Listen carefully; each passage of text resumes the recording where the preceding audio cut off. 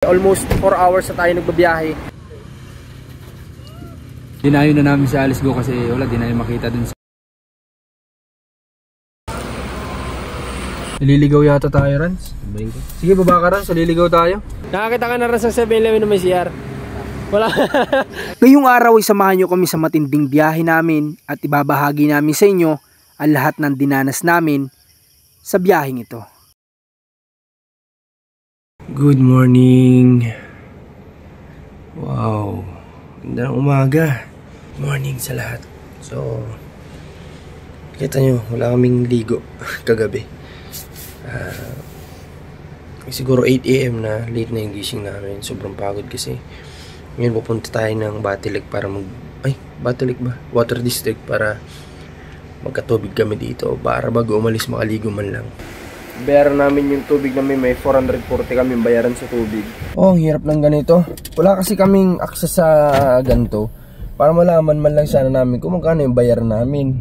Kasi nga, resibo lang yan na pinapadala dito. So, hindi namin makabayaran online kapag kaya malalaman lang talaga namin yung bayarin pag umuwi dito. Gaganda na mga mukha nyo ay parang may mga ligo. Kahit na wala pang hilamos, ay nagbiyahe na agad kami dito ni Ran sa Candelaria patungo sa pagbabayaran ng tubig.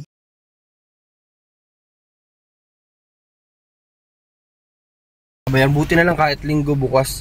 Muntik pa magkulang yung pera namin kasi akala ko 50 yung dala ko. 440 yung pera namin, 420 yung dala namin. Buti na lang mayroon si Rans dyan na pang dagdag, kaya makakabayad kami. Ayun yung Water District, yan dyan. So, buti na lang kahit linggo bukas. Yan, si Rans sa bahala magbayad. Sabi, sobrang hirap kapag walang tubig. Number 1 talaga, kailangan din ng tao tubig talaga, no? Kasi kagaya nyan, ang gabi imbis makapag-hinaw ka man, labaw ka matulog, wala na, talagang diretso na kami. Tiis na lang, sabi ko bukas na lang nung umaga tayo, babawi sa tubig. Kaya ngayon, pag uwi sa bahay, magbababad tayo sa tubig. Babawi tayo sa tubig. Ang hindi ko lang inaasahan yung akala ko makakabawi na kami sa tubig ay kabaligtaran pala. Akala ko makakabawi tayo, hindi pala. Wala daw Water District ngayon, sarado pala. Walang empleyado. Kapag linggo, sarado daw. Paano kung magbabayad halimbawa sa online, may magkakabit? Wala rin. Walang empleyado. Guard lang ang meron? Yari, paano tayo nito? Ang gagawin na lang natin siguro, may paraan pa yan. Doon sa tao na sa unahan, kung pipayagin tayo kasi may host sila doon na nakita namin sa labas, tatry kakapanan na yung mukha. At ang inaakala nga namin dito na makakakuha na kami ng tubig ay sa pangalawang pagkakataon, bigo na naman kami. O ba't mabalik na naman ng dalawa na ito? Mali, hindi pala yung host. Ano pala yan, yung bukasan na ganito. Hindi pala yung kulay. Doon sa likod. Diyan sa tindahan. May tumbler tayong malaki doon, yun na lang punuin nyo. Kasi nanay, sa amin. Ay, tuwa. Salamat kay nanay. Sa inyo, pagkain niligo. Opo, saktong-sakto na po yung sa amin. Pusik-pusik, tataw si nanay, pawisik-pusik na lang daw. Pero at least, makakaligo kami. At babawi na lang tayo. Ay, yung sinasabi ko palang bawi sa Isabela pala yun, hindi pala dito mangyayari yun. Mali. Bawi na lang next time, at least, may tubig na tayo. Tubig! Nag-change career na kayo? Tubig! Ma'am, saan po yung tirarin mo, ma'am? Diyan lang, sa ano? Dito po sa baba? Oo. Nasa taas yung drum. O, kukunin ko. Doon ko kinuha yung tubig sa may matanda dyan, naka-close ko. Oo. May host sila sa labas. Aba, may naging biglang ka-close ka. Baka siyempre, pag may gantong kagipitan, mayroon tayong ka-close. Biglaan niya? Hindi, dati ko na nakakwentuhan yung si nanay dun sa nung mga nakaraan na umuwi kami dito. Kasi may mga aso din sila, tapos nakakwentuhan ko siya, siyempre kwento ko, tapos natuwa ko kasi nga may edad na si nanay, sipag-sipag pa maglinis ng bahay nila, mag-alaga ng mga hayop. Kaya nakakwentuhan ko, tapos yun, nakita ko ulit siya kanina, pinayagan niya ako na kumuha ng tubig, pero sabi ko bayaran ko na lang. Pero mukhang ayaw ni nanay. Tito Rans is Okay, so dito na kami ngayon sa Alaminos, Bulacan. Hindi, Alaminos, Laguna, tama ba? Daddy, Alaminos, Laguna. Daddy! Oh, bakit? you go sa river in Opo, pupunta tayo sa ilog. Maliligo tayo sa ilog. sa river? Opo, sa river. Tanong mo si Mami kung gusto maligo sa river. Dali, tanong mo. Mami, do you want to swim? Mommy, do you want to swim? Yes. Yes daw. Yes daw? Dililigo tayo. Malalaking tracking din dito, ayun oh. Oh. Pero mas marami sa norte, ano? Dito sa Bicol, may mga tracking marami din, lalo pag gabi. Kaso nga lang, hindi sila kasing lalaki ng nakikita namin na dumadaan kapag nasa norte kami. Kasi doon, syempre, yung mga produkto na mais, tapos mga tubo, palay, mga kamoting kahoy ay talagang malalaki yung truck na ginagamit. Dito naman sa Bicol, ang malalaki lang dito yung talaga nagdi-deliver ng langis, ganyan, o mga coconut. Pero yung sa mga mga kupra, hindi masyadong malalaki yung nakikita ko dito na ginagamit. Sa mga nyog, ganun din, di rin sobrang lalaki. Ang malalaki lang talaga na dumadaan dito. Siguro may mga i-deliver na ng mga ng mga motor, yan ganyan, mga nakikita namin. At sa hinabahaba ng pagbabiyahe namin, narating na rin namin ang pagsisimula ng daraanan namin patungo sa norte.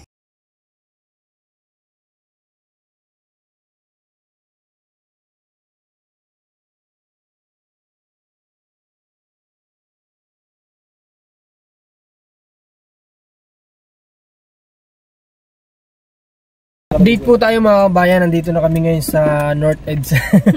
Hindi, Clark Pampanga yata. Clark Pampanga na kami. So, base sa namin, sa mapa na ginagamit ay 6 hours pa mahigit yung babiyahin natin. Pero ito ay, alam ko naman na hindi yan talaga nasusunod kasi depende yan sa daan kung matraffic o ano. So, sa tingin ko yan, mga 7 hours pa yan. Kasi ganun yung mga tansya ko pa. Lalabas ka ba, Rans?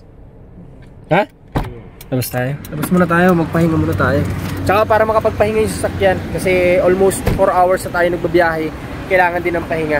Ayun, nandito kami sa ito, baka alam to ng iba, ng mga dumadaan dito, ayan, sa PTT station. Grabe, dami nakamotor, oh. Minsan nga sabi ko kay Commander, gusto ko din ma-experience na kapag okay na siya, siguro kapag nakapanganak na, ganyan, gusto ko ma-experience na uwi kami na Isabela na nakamotor din kami, ni Narans, ganyan.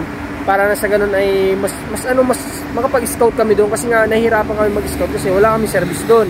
Kita nyo naman nung nakaraan, papunta kami kina Tatay Alejandro, naglakad lang kami, umakit kami ng 2 bundok para marating yun. Pero kung may mga service kaming motor, kayang-kaya naman, dahan-dahan lang. Saan kaya makapag-CR, Rans? CR, saan ang CR? 7-Eleven, walang CR. Nakakita ka na rin sa 7-Eleven na may CR? Wala. Meron. Saan? Sa Kalawag. Kalawag? Yung titigil natin lagi. Ay, ibang CR yun. CR naman na pampubliko yun. CR ng yata yun, ng gasoline station. Oh, ever since, hindi pa ako nakakita ng 7-Eleven na may CR. Sige, isa pa. May Mercury Drugs ka nakita may CR? Wala din. Sa bagay, hindi naman yun kainan at bilihan ng gamot. Pero yung 7-Eleven, di ba, kainan, may dine-in, dapat may CR man lang sana. Ha? May malaking halo-halo. Ayan oh, sarap oh. Grabe. Wala sila, Commander, umiihi. Tatag din ang sasakyan namin. Kahit na old model, kahit luma na nakakarating pa din ng norte. Excited na ako na mapuntahan ulit si Tatay Alejandro doon. Tsaka makapag-scout kami. Mag-scout ba tayo doon? Scout tayo. Tama-tama, pauwi doon yung kapatid ni Commander. May magagamit tayo motor.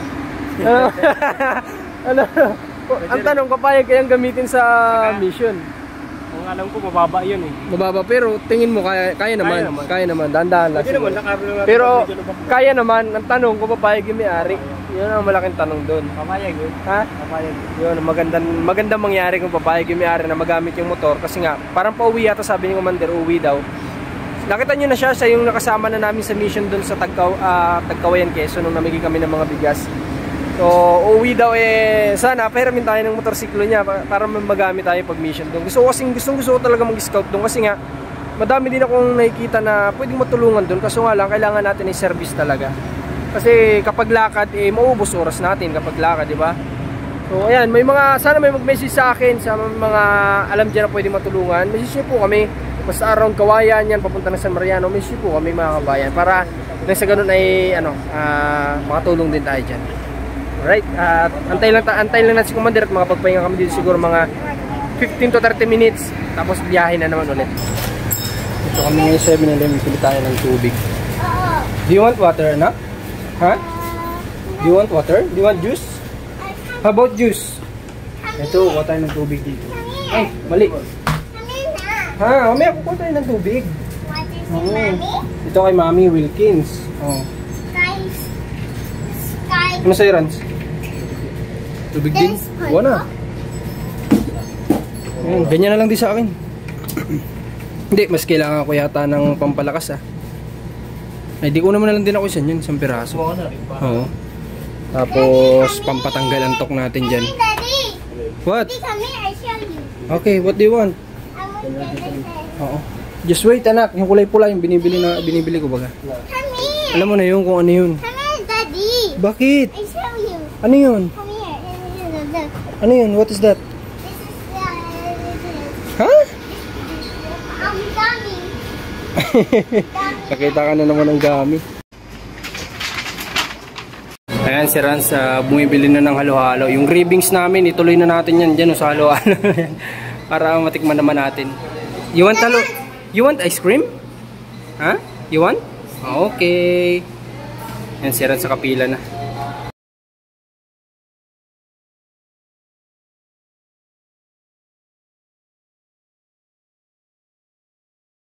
Ay mga kabayan, nandito na kami ngayon sa Nueva Ecija yata to. At dito pa lang yata magsisimula yung paahon papunta na Santa Fe. At nagkain muna kami dito. Ha? Daddy! Oo. I love you. Gusto laging kita kumain si Commander ng noodles tapos tinapay. Siguro maghuhutan na lang kami sa Solano na siguro. Hindi na namin naantay na makarating kami ng Kawayan Isabela kasi masyadong malayo. Pagod na rin si Commander, matagtag na kumaga. So kakain lang kami dito. Ayun, tapos naman ako ng cup noodles. Dito na kami ngayon sa Bambang, kung saan yung lugar ni Alice Go. Dinayo na namin si Alice Go kasi wala, di na makita dun sa Kapalongga si Alice Go. So dito kami sa Bambang. Dito na kami nag-stop over kasi medyo malayo pa talaga. 9 PM na, kaya dito muna kami sa Sofia. Ayan yung Sofia. Pakita mo. So sobrang goods. Tingnan mo pati lobby, ang ganda ng lobby nila, may piano pa doon, di ba? So ganda ng lobby nila. Tapos automatic yung doors. Saan ka pa, di ba? Walang ganyan sa Kapalongga. So doon kami sa room doon kasi ubos na lahat ng room dito. So ang daming bed nga lang. Siguro apat na bed na. Itatatlo naman kami.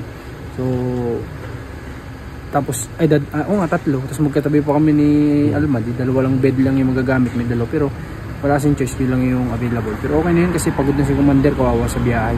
Kaya i-grab na namin to. Tapos bukas umaga kami magbibiyahe siguro. Papunta naman doon sa Isabela na. Diretso na yun sa San Mariano siguro para abutan namin yung bangka.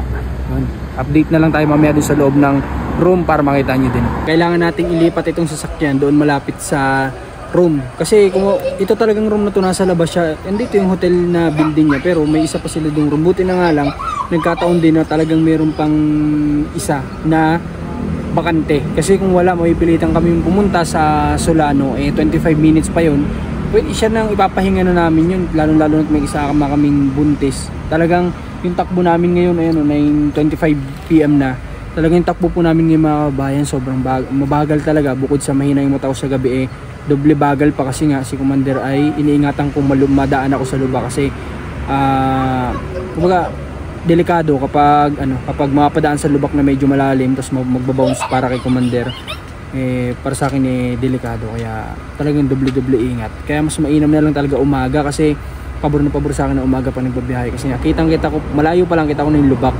So mas gusto ko yun para at least safe si Commander bukas ng umaga. Dire-diretso na yun na babiyahe natin. Kaya ngayon atras ko muna itong sasakyan dun.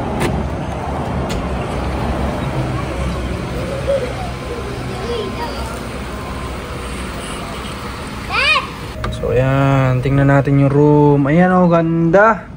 Grabe, ang bango pa. Ang bango, mga kabayan, sa totoo lang, ang bango. Si Rans kahit saan matulog dito, Dito, doon. Tapos dito kami... Ha? Daddy, ako dyan? Opo, dyan ka syempre. Syempre, dyan ka matutulog. Dyan? Opo, si Tito Ras dyan. Tabi tayo. Daddy? Opo. Kanina pa tayo nag-check, pero may isa pa tayong hindi chine-check. Yung lagi natin chine-check every time na mag-hotel tayo. Ito ang importante. Baka mabigla tayo. Wow! Malinis! Oh, ganda hotel namin, ito yung una namin tinitingnan. Siyempre, yung komportable ka din naman pag maliligo ka kinabukasan, kapag kinakailangan mong angkin ang trono sa CR. Di ba dapat komportable ka siyempre? Importante yun. Kahit naman sa bahay, di ba? Sabi nga dapat pinakang importante malinis din ay yung CR kasi kapag may bibisita ay hindi nakakaya. Magkaiba yung size? O baka yung paa mo lang magkaiba ng size? Ha? Para hindi Distort yan para hindi mo pag-interesan na. Pinaghiwalay nila yan, Rans, nung alam nilang papunta ka dito. Pero hindi talaga magka-size. Pero hindi ako nakuha ng chinilas ng ganito. Yeah. Wala pa akong chinilas ng Sogo. Saan iba ako nakuha? Ha? Tagal na yung chinilas mo na yan ha. Parang sa, ano pa yan ha, sa Taggawa yan. Kurang narinig. Tingnan daw natin kung may pudpud na. Budyo-budyo ito. Ha? Tingnan mo yung ilalim kung may pudpud na. Wala pa rin. Ito yung mabango amoyin mo. Alin? May sense. Itong mga ganito. Ano yung mabango? Amoyin mo. Wow, nga ano, bango. Ito yung mabango. May bambo pati. May bambu. Anong gawasan to? Bulaklak? Ito nga smell, ma? Ang bango. Bango. Bango ano? Oh, may TV pa. May painting pa. Oh. Ano? Oh. Si Rans, may anak pero walang asawa. Hindi pa kami makatulog kasi sobrang gutom kaya naghanap kami sa 7-Eleven na malapit. Bili muna tayong pagkain. Ito lang yung pwede natin makain dito na kanin. Yan. Walang iba. So gutom na din si Marcos Liit. Di pa rin kumakain maghapon.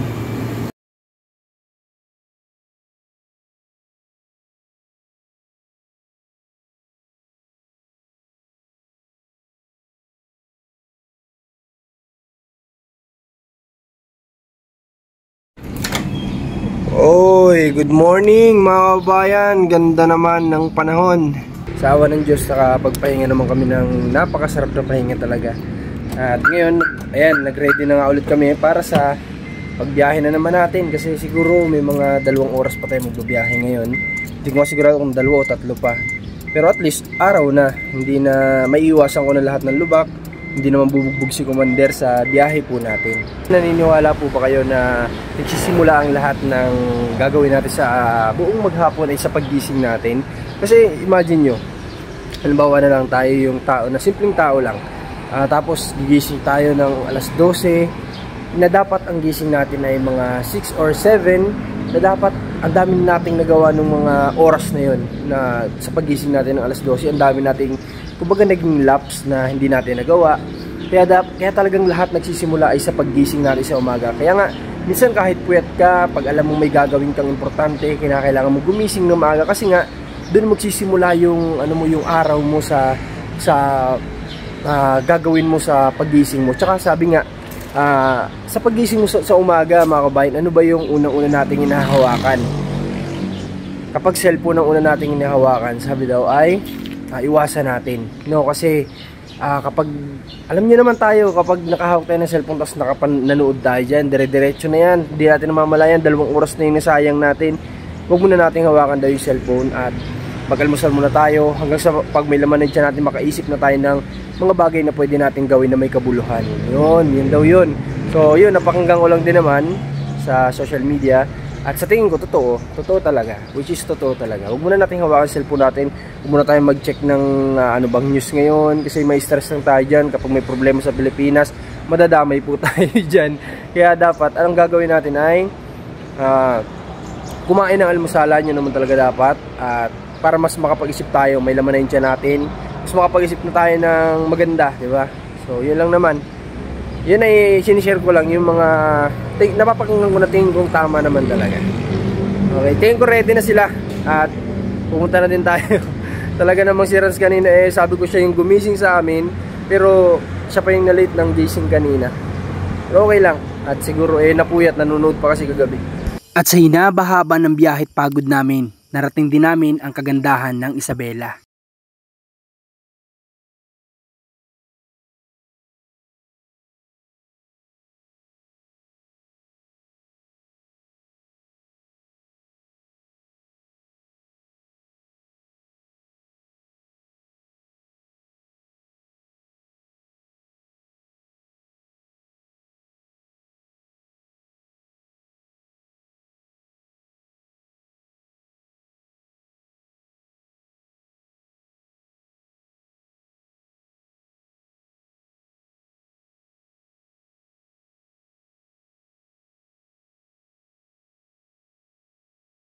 May mga kabayan, nandito na po kami sa sa pababa dito sa may kinakumander dito sa Barangay Disulap.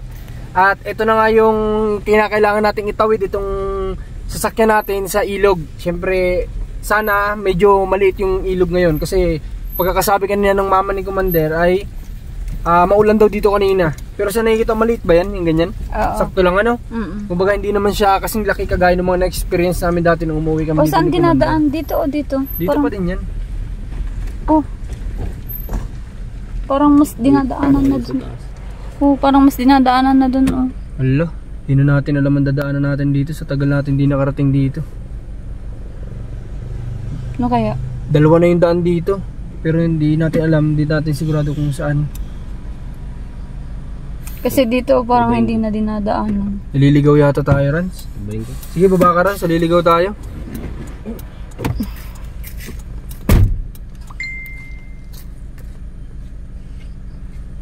Kailangan bumaba ni Rans para malaman namin kung dito na dumadaan sa taas o dito pa rin sa baba. Nilubak ni Rans yung ano niya. Sayang yung bagong sapatos ni Rans. Shout out kay Ninang Shoutout Adel. kay Ninang Adel Yuson. No Grabe. jelly. Jelly.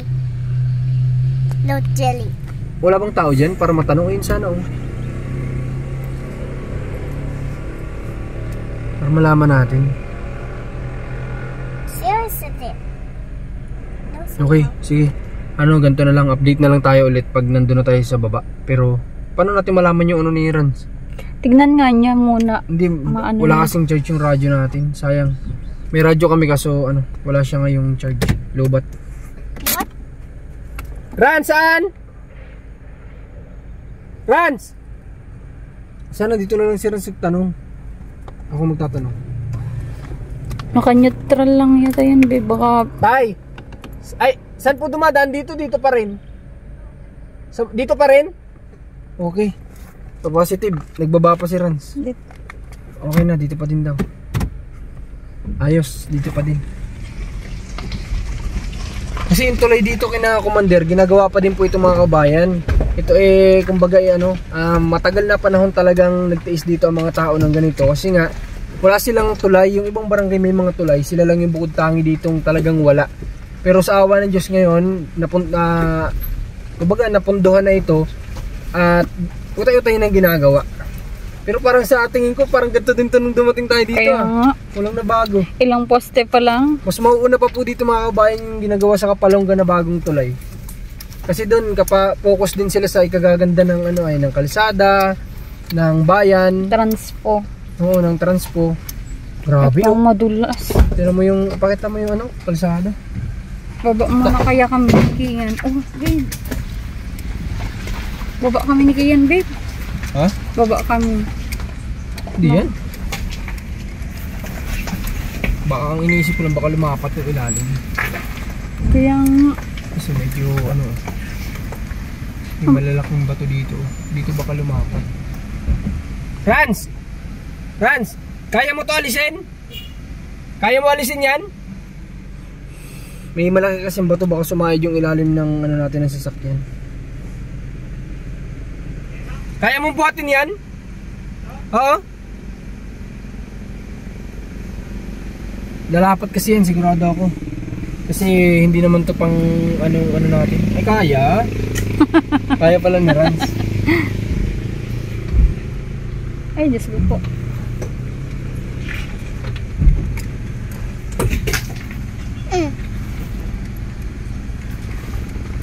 Babe. Bob. Stop. Tapos go. Stop. Tapos go. Stop. Tapos stop. Oh. Oh my gosh. Oh my God. Grabe ang daan. Sana magawa na tong tulay na to para hindi nahihirapan ang mga tao. Lalo na nervyusin pa naman yung kasama ko. Ayan. Nandito na tayo sa ilog. Dito kami.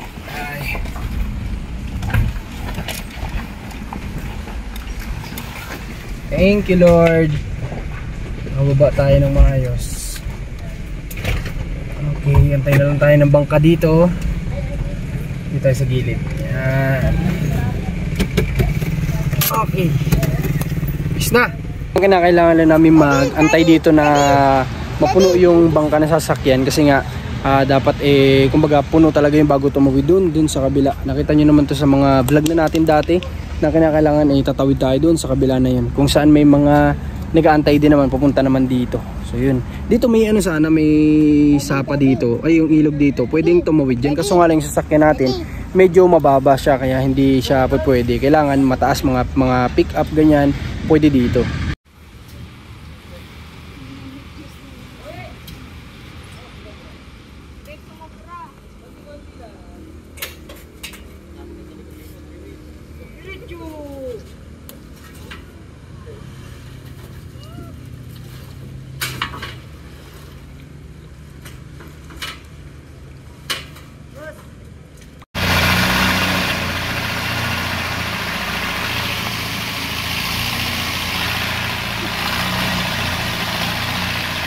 Nakatawid na po kami dun sa ilog at nakita nyo naman, pinakita ko sa inyo kung ano yung ginagamit nila. Yun ay makina po ng sasakyan.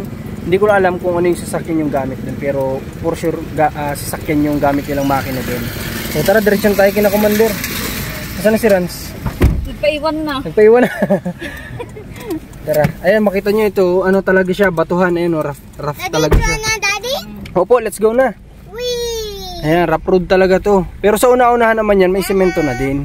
Isasakay na namin lahat ng gamit sa sa kalabaw para isahan kasi dati lagi kaming yung bitbit namin lahat yun may nandito yung kalabaw ni tatay. So isasakay namin dito sa paragos niya para wala na kaming bitbit, di ba? Kayang-kaya ni Daddy. Medyo madulas dito kasi tinan yung dinaanan namin, ayan oh. Madulas. Kaya kailangan doble ingat dito lalo si Commander. Malapit naman na kami. Malapit nang bumigay yung tuhod. Dito naman na kami, malapit na. Nakikita nyo puro mais na. Sa harap ni na Commander to, may tinanim din sila ditong mais na ito yung pwedeng kainin. So si tatay na nagbuhat kay Marcos kasi medyo mabigat din doon dala ko, tsaka binalikan ko nga si Commander. So siguro hanggang dito na lang muna yung vlog ko ngayong araw. Mula biyahe sa Candelaria hanggang dito. Pasalamat tayo kay God kasi syempre safe kami nakarating. Kahit na alam niyo naman wala akong kapalitan sa pagmamaneho ay hindi niya tayo pinababayaan. Simula't simula ay hindi pa kami nakaranas ng anumang na wag naman sana. Kaya salamat sa Diyos at ginaguide niya tayo. Okay, dito na kami. Dito na yung bahay diyan sa baba. Hindi ko lang makita nyo. So maraming salamat sa pagsama sa biyahe namin ngayong araw. Pagpalain nawa kayo ng Panginoon. God bless po.